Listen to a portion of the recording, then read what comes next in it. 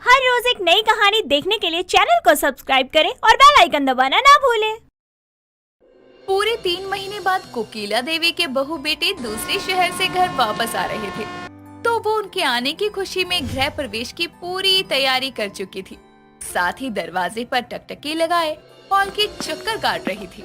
तभी सोफे पर बैठकर अखबार पढ़ रहा उसका पति रमेश उसे बेचैन होते देखकर कहता है, बस करो, ऐसे ही चक्कर काटती रही तो कहीं चक्कर खाकर गिर ही ना जाओ। अरे रहने दीजिए, आपके जितनी कमजोर नहीं हूँ मैं। ये दोनों भी अभी तक आए नहीं है। ट्रेन से उतरे हुए इतना समय हो गया है।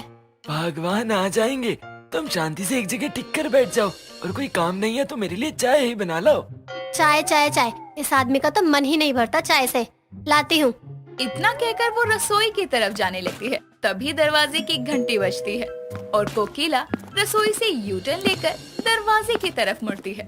दरवाजा खोलती है तो उसकी भोजपुरी बहू सजीली कोकिला के पैर पड़ते हुए कहती है, प्रणाम करतानी सासू माई।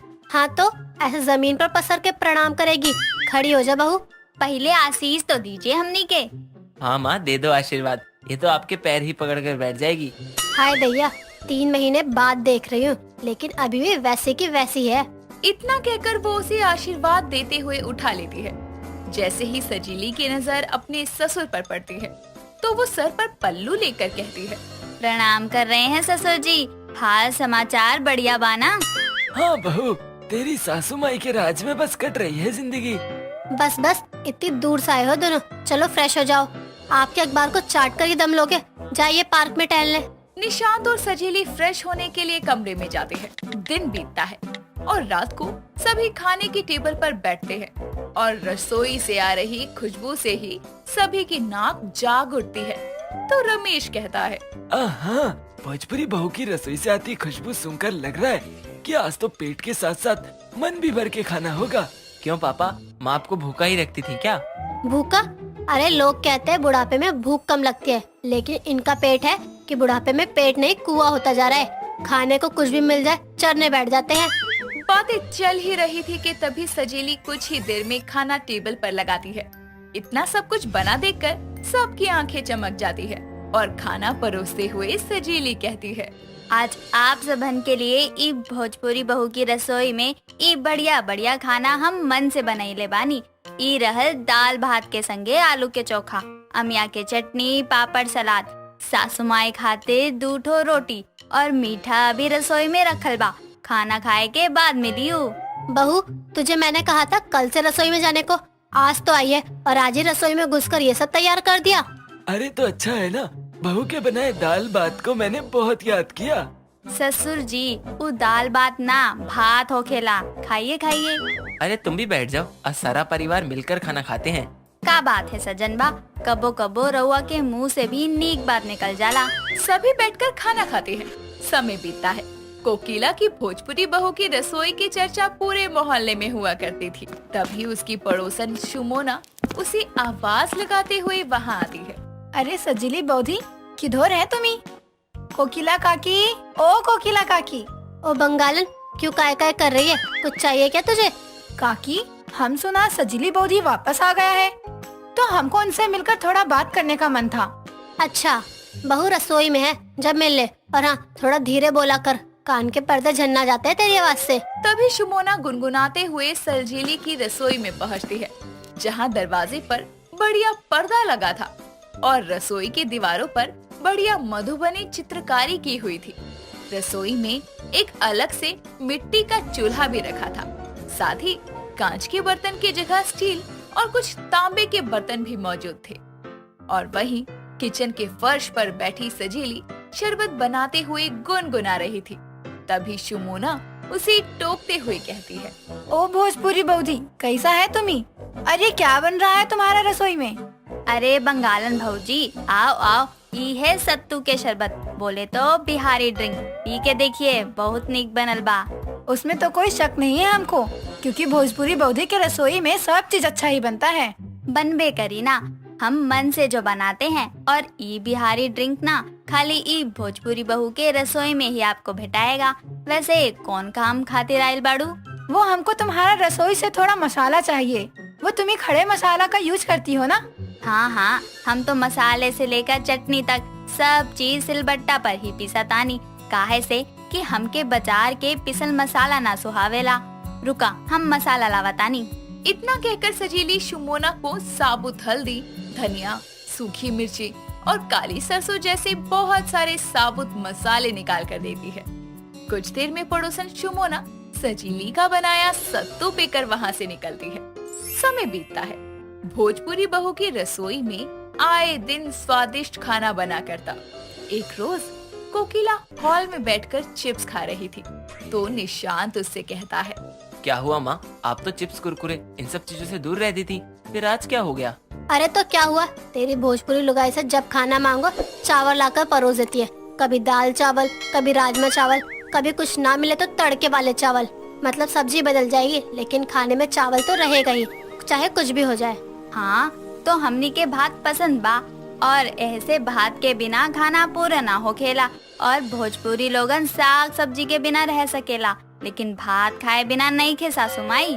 जवाब देने फट से चली आई तू तो। अरे बहू, लेकिन कभी कभी पूरी, पराठे, कुलचे या कुछ अलग स्वाद का खाना भी बना लिया कर। हाँ बहू, मैं तो कहता हूँ इसी बात पर आज छोले भटूरे बना दे। तेरी सासू माई तो ना बाहर से भी नहीं खाने देती। हाय दैया, बूढ़े हो गए हो लेकिन जुबान अब भी चटोरी है इनकी। कोनो बात नहीं के सासू माँ, आप लोगन देखिएगा कि भोजपुरी बहू की रसोई में कौन स्टाइल से छोला भटूरा बनेला। बस 1 घंटा दीजिए, अभी तैयार करके लात बानी। अरे बहू सुन तो। सजीली अपनी सास की बात सुने बिना ही वहाँ से रसोई में चली जाती है और कुछ ही देर में अपनी भोजपुरी रसोई में छोले भटूरे बनाकर सबको खिलाती है। समय बीतता है। एक रोज सभी पड़ोसने किटी पार्टी के लिए कोकिला के घर आती हैं। सभी आपस में बातचीत कर रही थी कि उनमें से एक पड़ोसन कहती है, अरे कोकिला, बहू कहाँ है तेरी, दिखाई नहीं पड़ रही। अरे होगी रसोई में, तुम लोगों के लिए ही शायद कुछ बना रही होगी। बहू, अरे कभी रसोई से बाहर भी आ जाया कर। अपनी सास की आवाज सुनते ही सजीली ट्रे में सबके लिए मालपुए बनाकर लाती है और सभी को खाने के लिए देती है। तो पड़ोसने कहती है, सच में कोकिला, तेरी भोजपुरी बहू की रसोई में बन रहा हर एक खाना बहुत स्वादिष्ट और लजीज होता है। हमको तो ये मालपुआ एकदम रसगुल्ला जैसा स्वादिष्ट लगता है। वैसे बहू जी, सब लोग जमा हैं, थोड़ा भोजपुरी गाने पे तुम्हें अपना भी जलवा दिखा दो। ऐसन बा कि हमनी के खाना बनावे के आवेला, बाकी इ नाच गाना में हमनी के कोनो रुचि ना बा। हाँ, ये बात तो सही है, वरना भोजपुरी खाने के साथ साथ भोजपुरी गाना भी चलता रहता है इस घर में। सभी मिलकर मालपुए खाते हैं और कोकिला की बहू की बहुत तारीफ करते हैं, जिसके साथ सब मिलकर किटी पार्टी को एंजॉय करते हैं। सेंडी रात को ऑफिस से थकी हारी घर आती है और उसके आते ही उसकी सास रेवती उससे बोलती है, बहू, इस महीने घर का किराया नहीं गया और ना ही अभी तक बिल भरा गया है। माँ जी, थोड़ा टाइम और दो, सब हो जाएगा। अच्छा ठीक है, अब फ्रेश होके खाना खा ले, एकांश भी आता ही होगा। नहीं माँ जी, मुझे कुछ नहीं खाना। एकांश जी आए तो उनको बोलना कि वो खा लें। क्यों, तुझे क्यों नहीं खाना? ऑफिस से आते हुए मैंने मोमो खा लिए थे तो अब कुछ खाने की इच्छा नहीं हो रही। खाना खाने की इच्छा होगी भी कैसे, मोमोज जो ठूस कर आई है। अगर तुझे खाना नहीं खाना होता है तो बोल दिया कर, मैं तेरे लिए खाना नहीं बनाऊंगी, तू रोज रोज बाहर से मोमोज ही खाया कर। माँ जी, आप राय का पहाड़ क्यों बनाने लगती हैं? सब खा रहे थे, उन्होंने मुझे भी फोर्स किया तो मैंने भी खा लिया, इसमें कौन सा बड़ा पहाड़ टूट पड़ा। रेवती सेंडी को मोमोज के लिए डांट ही रही होती है कि तभी एकांश घर आता है और दोनों सास बहू को ऐसे लड़ता देखकर वहाँ से निकलने लगता है। तभी रेवती उसे रोकते हुए बोलती है, अरे तू अपनी बीवी को कुछ समझाता क्यों नहीं है? वो रोज रोज मोमोज खा के आती रहती है, कभी ऐसा ना हो कि मोमोज खाते खाते खुद ही मोमोज बन जाए। माँ, मैं तो रोज समझाता हूँ, पर क्या करूँ, आपकी बहू है ना, मेरी सुनती ही नहीं। आप ही समझा कर देख लो। मुझे किसी की कोई बात नहीं सुननी, मैं बहुत थक चुकी हूँ और अब सोने जा रही हूँ। ये बोलकर सेंडी सोने के लिए चली जाती है और एकांश फ्रेश होकर खाना खाने के लिए आता है। रेवती उसको खाना परोसकर उससे बोलती है, इस लड़की के इतने नखरे हैं, पता नहीं इसकी माँ ने इसे कैसे झेला होगा। और तू देख लिया ना लव मैरिज का नतीजा, मुझे तो समझ ही नहीं आता, रोज रोज मोमोज कैसे खा लेता है तू। माँ छोड़ो ना इन सब बातों को, अरे मुझे क्या, तेरी बीवी तू जाने। ये बोलकर रेवती उसे खाना देकर वहाँ से चली जाती है और एकांश खाना खाकर अपने रूम में जाता है, जहाँ वो देखता है कि सेनवी अपने रूम के चक्कर लगा रही है।